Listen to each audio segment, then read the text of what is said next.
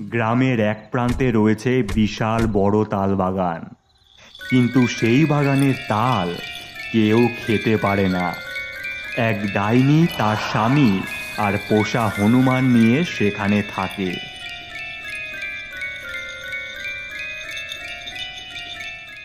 কেউ সেই তাল বাগানে গেলে প্রাণ নিয়ে আর ফিরতে পারে না সে, কারণ ডাইনি তাদের ঘাড় মোটকে খায়।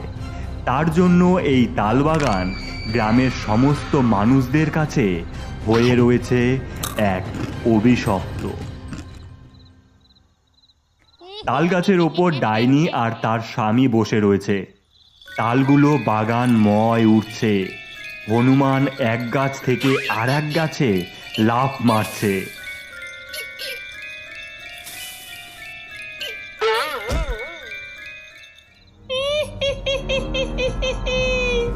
এই বছর অনেক তাল হয়েছে আমাদের বাগানে, বুঝলে? হ্যাঁ গিন্নি, এই মানুষগুলো আমাদের ভয়ে বাগানে পা দেয় না। এই গ্রামে কেউ এক কোণে তালও মুখে দিতে পারেনি। গিন্নি, এই সব তাল তাই আমাদের। ভয় তো পাবেই, কেউ আসলে ঘাড় মোটকে খাবো যে আমি।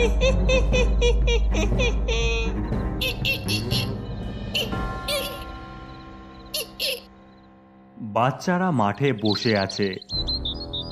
জানিস বিনু, মাসির বাড়িতে একবার তালের বড়া খেয়েছিলাম, কি অপূর্ব স্বাদ! আহা! হ্যাঁ রে গোপাল, কোনোদিন তালের বড়া খাইনি, চোখেও দেখিনি। এই, তোরা কি করে তালের বড়া খাবি? আমাদের গ্রামে তো তাল গাছই নেই। তাল গাছ নেই বলছিস কেন? গায়ে অত বড় তাল বাগান আছে। ওরে বাবা, ডাইনি থাকে তো সেখানে, গেলে আর রক্ষা নেই। ভয় পেলে চলবে না, আয় আমার সাথে। কিন্তু কিন্তু কিন্তু করিস কেন? মনে সাহস আন, তাড়াতাড়ি চল, এদিকে এবার বৃষ্টি আসছে। তাল বাগানের সামনে দাঁড়িয়ে রয়েছে বাচ্চারা।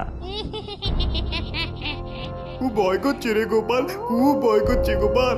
গোপাল, চুপচাপ চলে আয়, ডাইনি কিছু বোঝার আগেই তাল কুড়িয়ে পালাবো আমরা।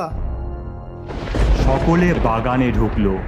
চারিদিকে মেঘ গর্জন করছে, তার সাথে নেমে পড়ল আকাশ ভাঙা বৃষ্টি।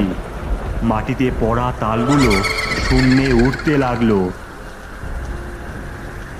হনুমান লাফিয়ে পড়ল হাবলুর ঘাড়ে।